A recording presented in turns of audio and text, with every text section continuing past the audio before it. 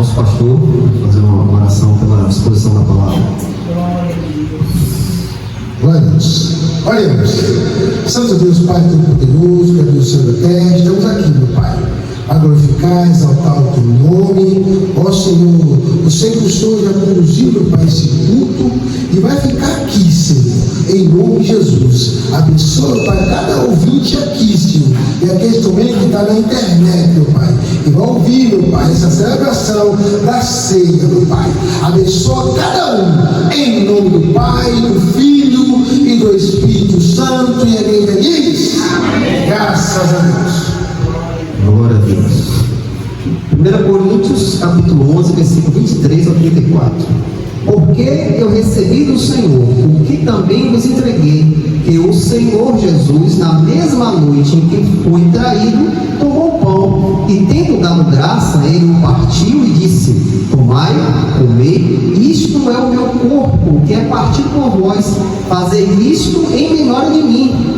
Depois, da mesma maneira também, ele tomou o cálice, depois de ceiar, dizendo: este cálice é o Novo Testamento no meu sangue, fazei isto todas as vezes que beberdes em memória de mim. Porque todas as vezes que comerdes deste pão e beber este cálice, proclamarás a morte do Senhor até que ele venha. Portanto, qualquer que comer este pão e beber este cálice do Senhor indignamente será culpado do corpo e do sangue do Senhor. Mas examine-se o homem a si mesmo, e assim coma deste pão e beba deste cálice. Porque aquele que come e bebe indignamente, come e bebe condenação para si mesmo, não discernindo o corpo do Senhor. Por causa disso, muitos estão fracos, enfermos entre vós, e muitos dormem. Porque se julgarmos a nós mesmos, não seremos julgados, mas quando somos julgados, somos disciplinados pelo Senhor, para que não seremos condenados com o mundo. Portanto, meus irmãos, quando vos ajuntar para comer, esperai uns pelos outros. Mas se algum homem tiver fome, coma em casa, para que não vos ajunteis para a condenação.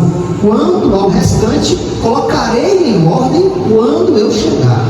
Até aí, irmãos. Glória a Deus. Aleluia. Irmãos, esta palavra que nós trazemos sempre à igreja, para que a gente possa sempre estar analisando, irmão, sempre estar nos olhando para dentro de nós e levando-nos a uma análise para vermos se verdadeiramente estamos servindo ao Senhor, vermos se verdadeiramente estamos sendo servos ou servos do Senhor. Porque, irmãos, requer de cada um de nós que conhecemos a Cristo hoje. Cristo veio sobre sua vida, lhe deu uma nova consciência, uma nova vida, e esta nova vida, irmãos, tem que inclinar para Cristo. Não tem mais como nós vivermos na vontade deste mundo. Não, o crente não se agrada com mais nada que se opõe diante dele. Nada que venha querer encantar o crente não tem parte com essas coisas, pois a nossa mente foi transformada. O Espírito de Deus nos transformou. Você, um exemplo, tem uma largata. A largata anda rastejando, ali se rastejando, mas chega um momento da vida da largata que ela entra no casulo e ali passa um processo, irmãos.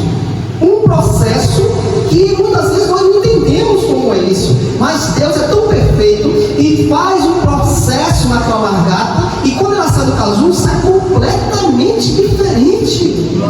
Antes rastejava, mas agora ela voa, criou asas, e agora está liberta, ó, livre, voando. A mesma coisa, irmãos. Semelhante a isso é a nossa vida. Antes nós rastejávamos no pecado, se embriagava nos desejos carnais, mas quando no momento que o Espírito de Deus veio sobre nós, nos envolveram em um casulo, irmãos, e o processo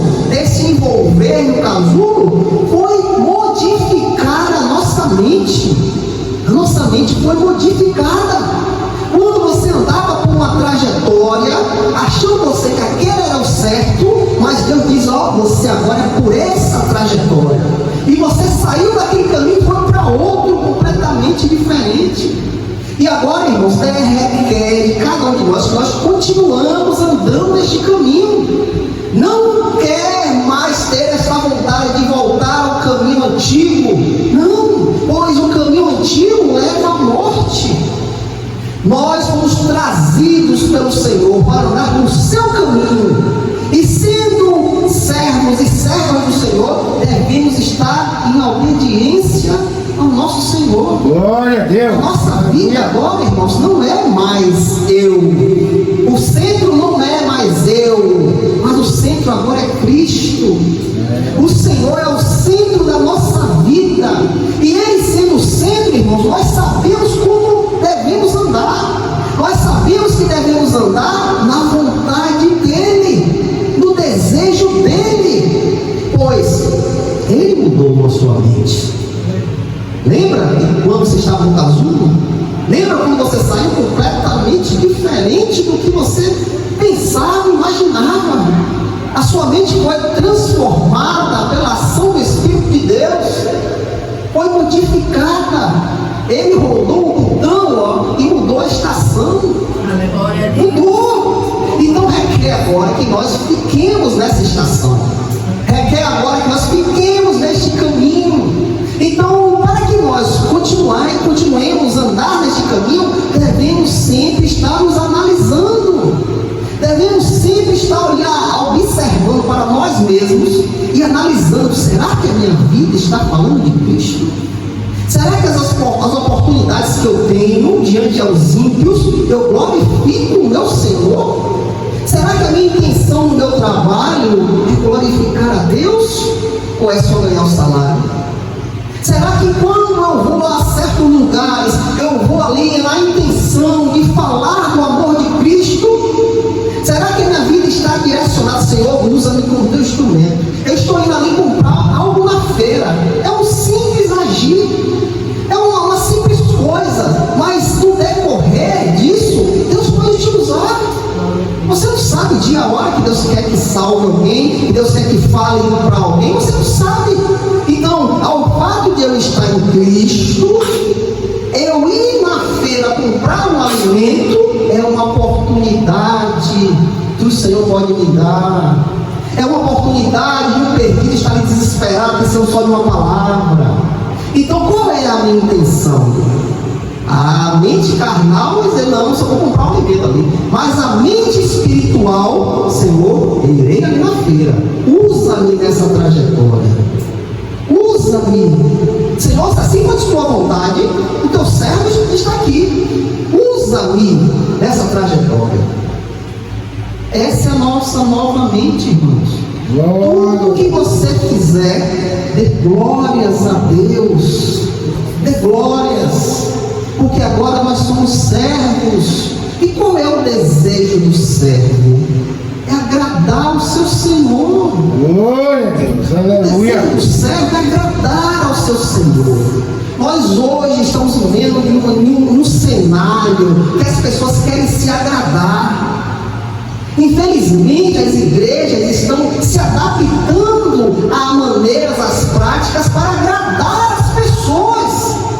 As igrejas não se colocam mais como igreja de Cristo. Arrependa-se, negue-se a si mesmo.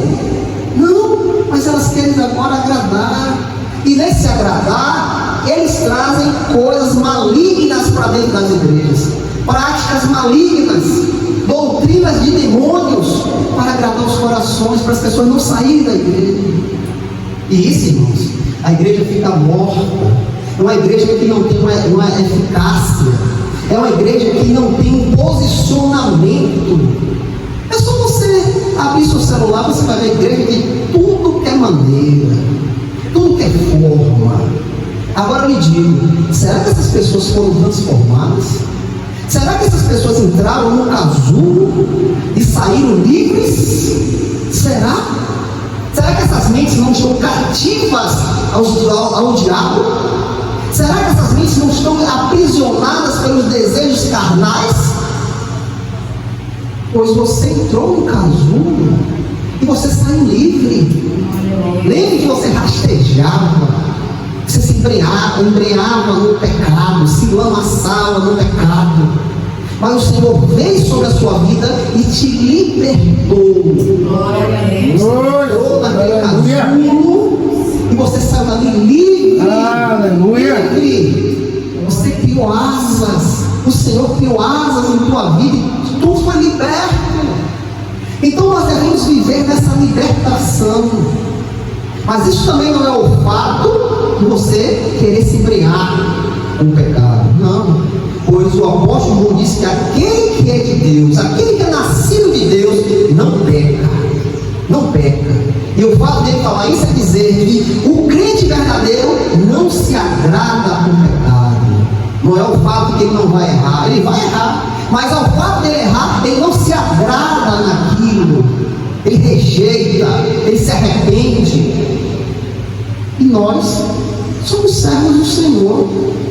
E a nossa vida agora é para o Senhor, irmãos.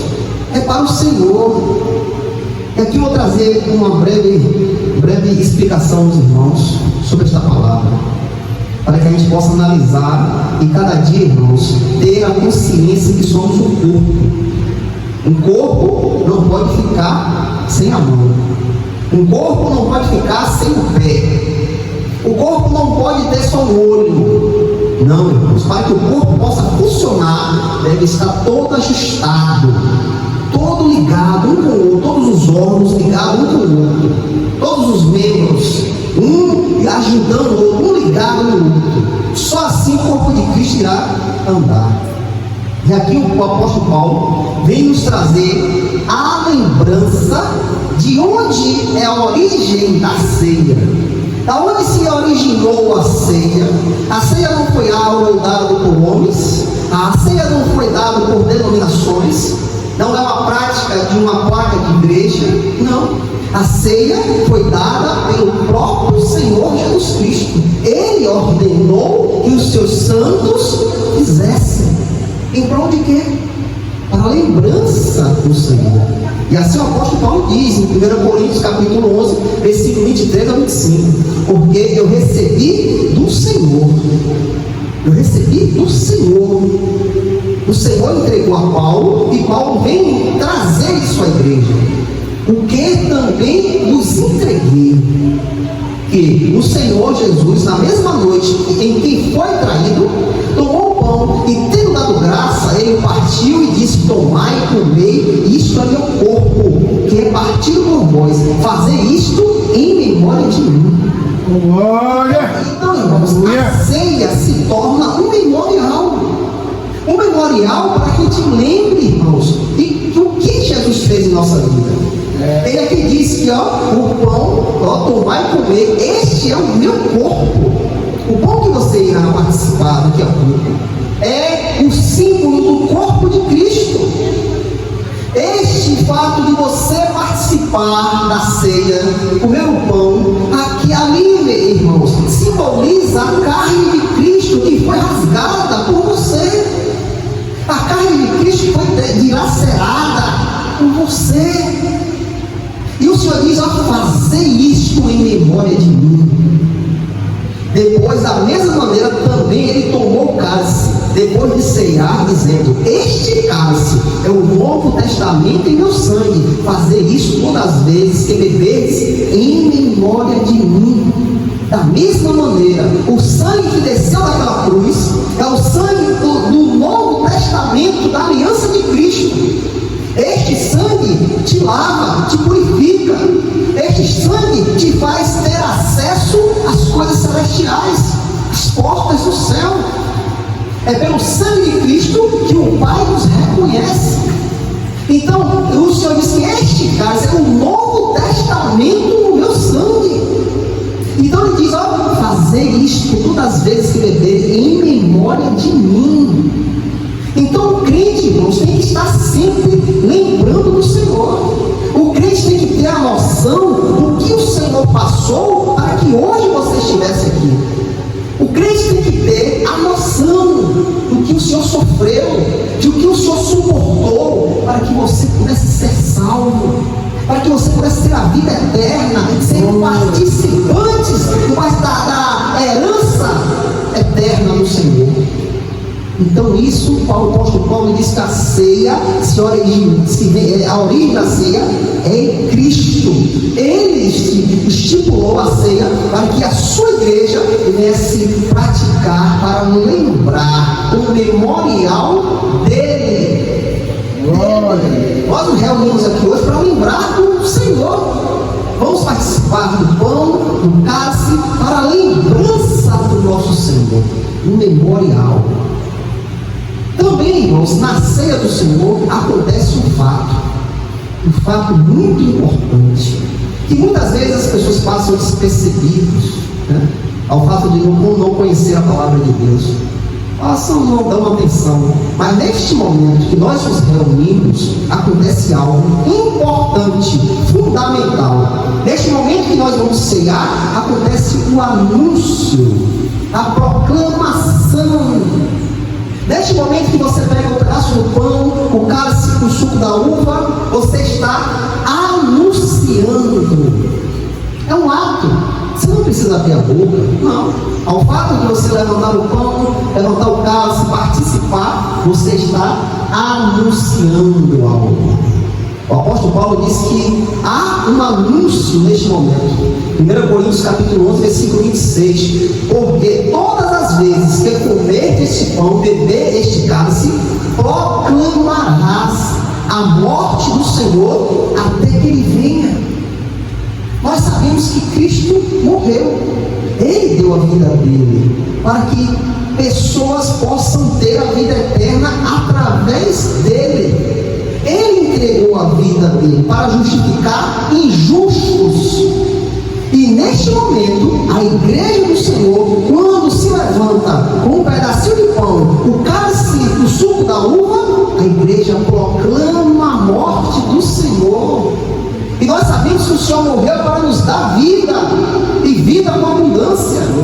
Então, neste momento, proclamamos. Toda a igreja proclama, irmãos. Aleluia! Este momento não é o momento do pastor, não, mas sim toda a igreja se torna um pregador.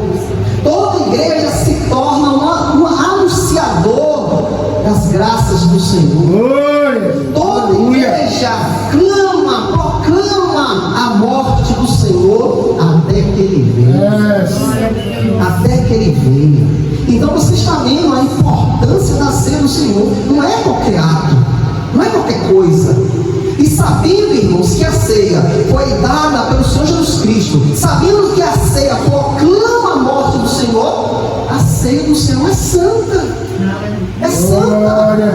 Porque o próprio Deus estipulou, o próprio Deus te deu, e tudo que Deus faz é santo.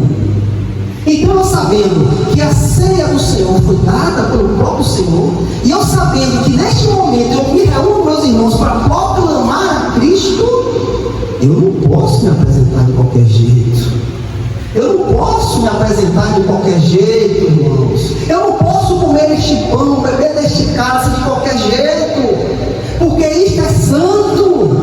E sendo santo, irmãos, eu não posso me apresentar de qualquer forma. Eu não posso ser irreverente.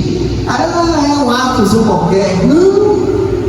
Porque o fato de eu pensar isso, que a ceia do Senhor é qualquer coisa, faz lá qualquer coisa, eu estou sendo irreverente. Eu não estou tendo temor e tremor da palavra do Senhor. Eu estou agindo de qualquer forma. Eu não estou dando o crédito que é para se dar a ceia do Senhor. Eu não estou vendo isso como algo santo. Então, ao fato de eu não enxergar isso, eu posso ter consequências. Pode vir consequências sobre a minha vida, ao fato de ser irreverente e não dar o crédito que tem que se dar a ceia do Senhor, e não olhar a ceia do Senhor como algo santo. E sendo santo, eu tenho que me colocar em santidade. Eu tenho que ter uma vida limpa, honesta diante do Senhor. Eu tenho que ser um servo verdadeiro. A minha vida tem que estar nas mãos do Senhor. A minha vida tem que estar proclamando a Cristo, para que eu possa participar, irmãos. Eu não posso vir de qualquer maneira, porque o próprio Deus estabeleceu um memorial para Ele, para anunciar até a vinda dEle. Então eu tenho que me colocar em meu lugar. Eu tenho que ter arrependimento, porque errar, todo mundo vai errar. Nós não somos perfeitos. O perfeito está à direita de Deus, intercedendo por nós. Nós aqui somos imperfeitos, mas o que tem que acontecer em nossa vida é arrependimento. Arrependimento. Não é à toa que o apóstolo Paulo diz, mas examine-se. Paulo quer levar os crentes ao arrependimento. Veja o que você fez. Veja a sua vida como é que está. Se arrependa. Se arrependa e já participe da ceia do Senhor. Anuncie.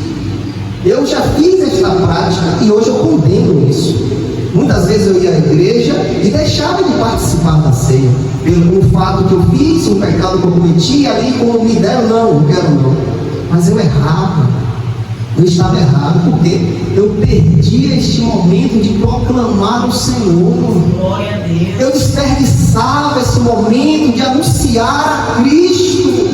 E outro fato, eu não me arrependia. Eu queria estar no erro. Não vinha uma análise em minha vida para que possa vir o arrependimento. Eu continuava no pecado e não queria se arrepender. Não vou participar. Fazia isso erroneamente. Mas glória a Deus, o Senhor abriu a minha mente para entender que eu posso cometer o que for, mas eu tenho que habitar no arrependimento. No momento, o arrependimento tem que falar, para que eu possa anunciar a Cristo, para que eu possa proclamar a Cristo. Então Paulo diz, examine-se. É momento, irmãos, de se examinar. Para a gente participar, se examine. Pois, quando eu tenho uma convicção do que é a ceia do Senhor, quando eu me apresento digno diante da ceia do Senhor, aí eu sou edificado. Aí vem a edificação sobre a igreja. A igreja toda é edificada porque sabe o valor que tem a ceia do Senhor.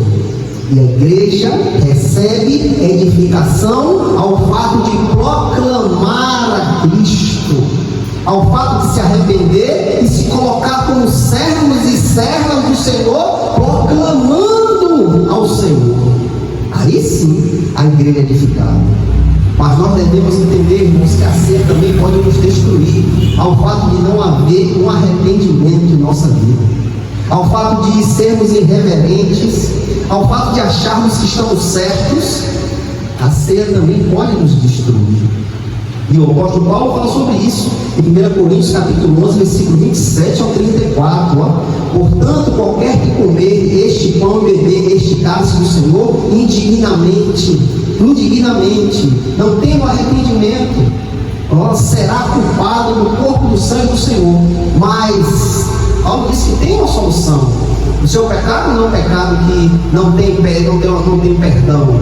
Não. Deus está diante de você para que possa lhe dar o perdão. O que requer de cada um de nós é arrependimento, irmãos. Não há perdão que Deus não perdoe. Mas ao fato de você se prostrar diante do Senhor e pedir perdão, Ele irá te perdoar. Então Paulo diz, examine-se o homem a si mesmo. Examine-se o homem a si mesmo. E assim coma deste pão e beba deste cálice. Nós sabemos que existe a blasfêmia do Espírito Santo. A blasfêmia do Espírito Santo é quando você sabe que aquele ato é de Deus e você continua dizendo, não é do diabo. É do diabo. Mas tudo mostra que é de Deus. E você insiste dizendo, não, é do diabo. Este pecado, a palavra diz que não tem perdão. Pois o Senhor tem misericórdia em mostrar a verdade, mas você continua no erro, tendo a convicção que aquilo não é da terra, é algo sobrenatural, e você continua dizendo, é do diabo. Esse perdão, infelizmente, não existe perdão. Esse pecado não existe perdão. A blasfêmia contra o Espírito Santo. Mas nós que temos a consciência em Cristo, nós sabemos a ação de Deus e a ação do diabo. Nós temos a convicção disso, pois o Espírito de Deus nos conduz a entender o que é de Deus e o que não é de Deus. Então o apóstolo Paulo falou: porque aquele que come e bebe indignamente, come e bebe condenação para si mesmo, não discernindo o corpo do Senhor. Não tem um discernimento do corpo do Senhor. E o fato de eu não ter discernimento do corpo do Senhor, eu posso estar participando indignamente. Eu posso ter algo contra meu irmão, meu coração estaria fervendo contra meu irmão, mas mesmo assim eu quero participar da ceia. E a palavra nos diz que este fato de eu estar ali, odiando, não gostando, não querendo perdoar e participar da ceia, eu posso estar tendo condenação sobre mim. Condenação pode vir sobre mim. Então é o momento de se arrepender, irmãos.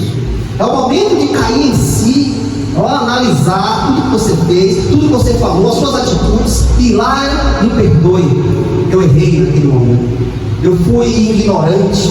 Eu errei, me perdoe. É o momento disso, irmãos. Porque aquele que come e bebe indignamente, come e bebe condenação para si mesmo, não discernindo o corpo do Senhor. Por causa disso, muitos estão fracos e enfermos entre vós, muitos dormem.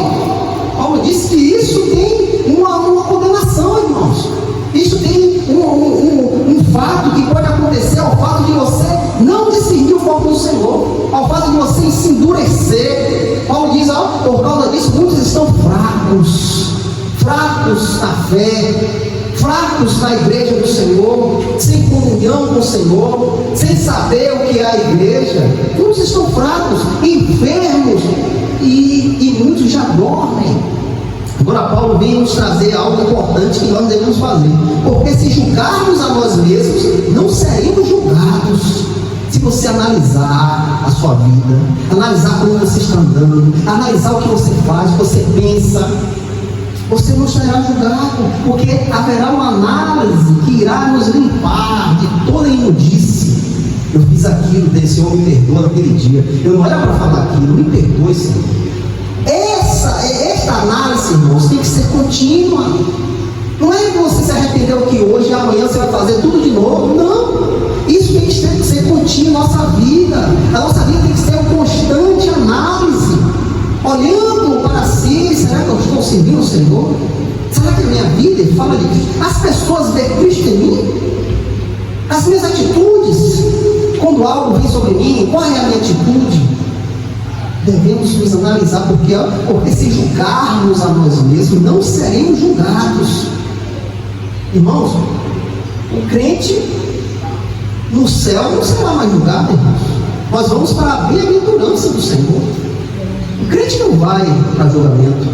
O crente no céu não terá julgamento como os ímpios. Quem será julgado serão os ímpios, aqueles que não creram na palavra, aqueles que não depositaram a confiança no Senhor. Esse julgamento, nós, crentes, não irão passar por isso, pois nós entraremos nas bem-aventuranças. É por isso que o apóstolo Paulo diz: porque se julgarmos a nós mesmos, não seremos julgados. Mas, quando somos julgados, somos disciplinados pelo Senhor. Quando você não quer se arrepender, quando você endurece seu coração, quando você não tem uma análise profunda de sua vida, o Senhor vem com a vara e o chicote, porque Ele é Pai, e o Pai é exemplo aos seus filhos. Por que o Senhor vem nos julgar? Porque Ele vem com a vara e o chicote, para não sermos condenados com o mundo.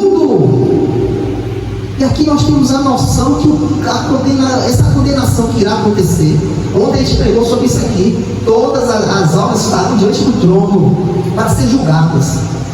Esta condenação não será para os crentes. Os crentes entrarão na bem-aventurança. Muitas vezes nós vemos crentes sofrendo aqui, porque o nosso julgamento é aqui. Mas quando morremos, iremos para a bem-aventurança. Lá não haverá julgamento. Mas aqui na terra, nós passaremos, se endurecermos o nosso coração, passaremos aflição, passaremos dor, angústia, incerteza, por causa de quê? Pela falta de arrependimento, pela falta de análise. Então o Senhor deixa uma vara e um chicote. o seu exemplo, para que não entre em condenação lá, naquele grande dia. Mas quando somos julgados, somos disciplinados pelo Senhor, para não sermos condenados com o mundo. O mundo já está condenado, irmãos. O mundo já está inclinado à condenação. Então o Senhor, às vezes, nos prova aqui, nos deixa sofrer, nos deixa passar por aflição, por causa da nossa desobediência, para que a gente não entre em condenação lá naquele grande dia. Porque lá é a condenação dos ímpios, daqueles que não obedeceram a palavra de Deus, aqueles que rejeitaram. Mas nós não daremos por esse julgamento. Mas, portanto, meus irmãos, quando vos ajuntares para comer, esperai uns pelos outros. Aqui Paulo chama atenção a algo que está em 1 Coríntios, capítulo 27 a 34. Paulo ali vem com a repreensão sobre os irmãos. Ora, nisto eu declaro a vós, não vos louvo, porque não vos congregueis para melhor, mas para pior. Porque primeiro de tudo, quando vos ajuntais na igreja, ouço que há divisão entre vós, e em parte eu acredito, porque também é necessário que haver heresia entre vós, para que os que são aprovados se manifestem entre vós. Portanto, quando vos ajuntais em um lugar, isto não é para comer a ceia do Senhor, porque ao comer, cada um coma antes do outro a sua própria ceia, e um tem fome e o outro está embriagado. Olha o que Paulo disse, um tem fome, outros se embriaga, há divisão dentro da igreja. Paulo chama atenção sobre isso. Paulo abre os olhos daquele povo. Tem povo, a igreja de Coríntios era a igreja, irmãos, a igreja que, Deus me perdoe, era a igreja que tinha um filho se relacionando com a sua madrasta. Irmãos que tinham divisão, eu sou de Paulo, eu sou de Silas, eu sou de Cefas, eu sou de Jesus. Viviam se degladindo. Havia ali no dom de línguas e todos falavam na mesma hora. Era uma bagunça. E Paulo chama atenção, porque ao comer cada um coma antes do outro a sua própria ceia, e um tem fome e o outro está embriagado. As pessoas iam lá se embriagar. As pessoas iam comer na frente de outros que não tinha muita condição. Os mais fracos ficavam represados para fora. Você acha que Deus opera nisso? Você acha que o Espírito de Deus está nisso? Você acha que o Espírito da verdade está nesse lugar? Você acha? Irmãos, isso nos chama atenção para o dia de hoje. Se nós não tivermos, irmãos, uma igreja santa, o Espírito de Deus não habita, irmãos. O Espírito de Deus é o Espírito da verdade, a santidade. Não habita, irmãos. Não está aqui odiando o irmão. Como o Espírito de Deus irá habitar? Como? Me diga, se Deus é santo. Não tem como, irmãos. Isso nos chama atenção para os dias que estamos vivendo. Se nós queremos ver a diferença, devemos mudar agora. Devemos nos posicionar. É isso que está faltando à igreja de hoje em dia. Posição como servo do Senhor, fazer a vontade do Senhor, não é a nossa. Ter ali um certo discernimento das coisas de Deus, saber que as coisas de Deus é santa e devemos nos apresentar mais dignos possíveis.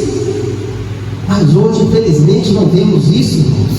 Hoje, infelizmente, o diabo já age dentro das igrejas. Hoje, infelizmente, o espírito do engano age dentro das igrejas. É só você ver, abra aí o seu celular que você vê o que está acontecendo. E as pessoas caem sobre isso. E as pessoas ficam embriagadas com isso. Uma profecia, uma revelação. Não que eu diga que não é verdade a profecia e a revelação dada por Deus. Hoje, nesses dias, existe ainda. Mas é quando Deus quer. Mas como estamos vendo hoje, a pessoa vai ali, o cara revela o seu CPF. Isso é profecia?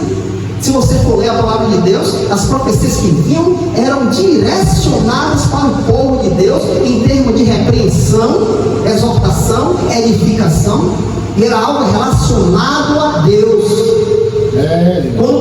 chegava no lugar, o povo já ficava aterrorizado. O que o profeta ia fazer aqui? Já ficava atento, porque Deus, quando vinha para exemplar. E mais hoje, o que nós vemos hoje? Então, irmãos, isso nos chama a atenção. Porque, meus irmãos, quando nos ajuntais para comer, esperai uns pelos outros. Mas se algum homem tiver fome, coma em casa, para que não vos ajunteis para condenação. Quanto ao demais, quanto ao restante, colocarei em ordem quando chegar. Essa igreja deu muito trabalho ao apóstolo Paulo. Irmãos, em cerca de tudo isso, nós devemos lembrar que a igreja é de Deus. A igreja é do Senhor.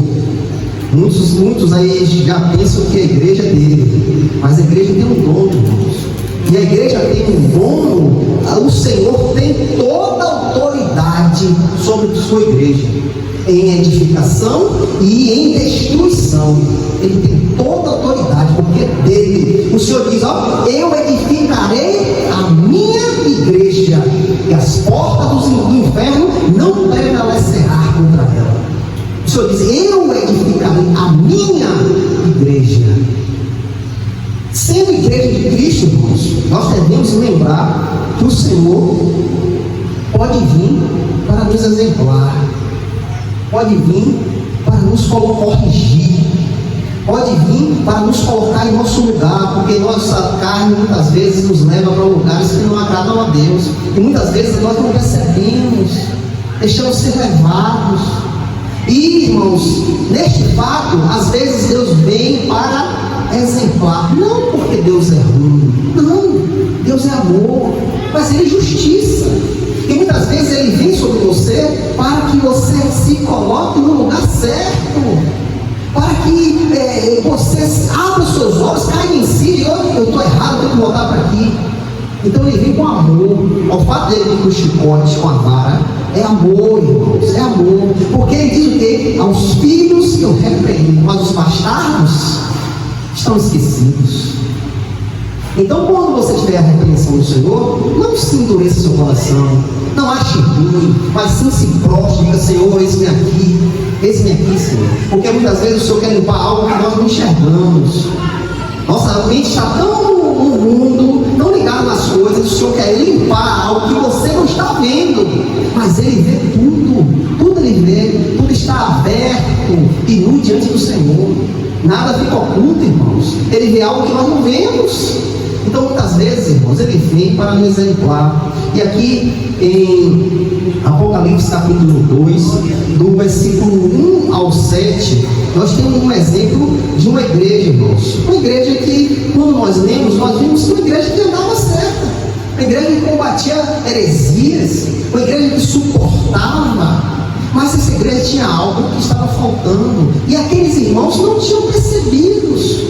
Olha o que a palavra de Deus diz, Apocalipse capítulo, versículo 2, versículo 1 ao 7. Ao anjo da igreja de Éfeso, escreve estas coisas, diz aquele que está segurando as 7 estrelas em sua mão direita e que anda no meio dos 7 candelabros de ouro: eu conheço as tuas obras, e o teu trabalho, a tua paciência, e como tu não pudeste suportar os que são maus, e tens provado os que dizem ser apóstolos e não o são, e descobristes que são mentirosos, e tendes suportado e tens paciência, e por causa do meu nome trabalhai e não desfalecestes. Essa é uma igreja exemplo, uma igreja que combatia as heresias, uma igreja que combatia os falsos apóstolos, aqueles que se introduziam na igreja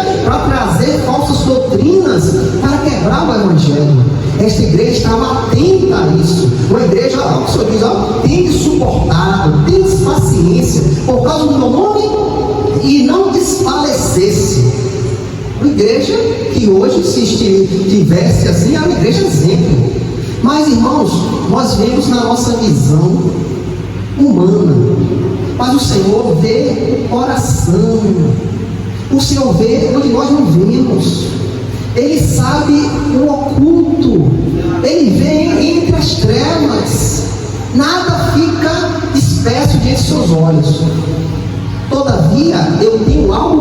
ti, porque deixastes o primeiro amor, irmãos. Deixastes o primeiro amor. Aí você pode dizer, não, essa igreja é uma igreja exemplo. A igreja estava firme, combatendo as heresias, provando os falsos apóstolos. Uma igreja que estava na palavra de Deus, uma igreja que tinha paciência, suportava, trabalhava para Deus e não desfalecia. Não, a igreja é forte. Mas o Senhor via no oculto. O Senhor via algo que ninguém via. Ninguém viu isso. Todavia eu tenho algo contra ti, porque deixaste o teu primeiro amor. Deixaste o fervor de quando você conheceu o Senhor. Deixaste a alegria de quando o Senhor se revelou a você. Você deixou esse primeiro amor cair. Você perdeu. Então o Senhor quer nos dizer que o mais importante de uma igreja, irmãos, é o amor. O mais importante de uma reunião, de irmãos que se unem para ouvir a palavra de Deus, irmãos que cantam louvor, o mais importante é o amor. Se não habitar este amor, irmãos, é uma igreja morta. Aleluia. Então o que chama a atenção de Deus, irmãos, é o amor, porque Deus é amor. Deus é amor. E sendo Deus amor, os seus servos têm que amar. Tem que ter, irmãos, o fogo do Espírito aceso em seu coração. Este fogo não pode se acabar. Você quando lê a palavra de Deus, você chora. Quando você ouve algo, irmãos, isso toca no seu coração. Isso mexe com você.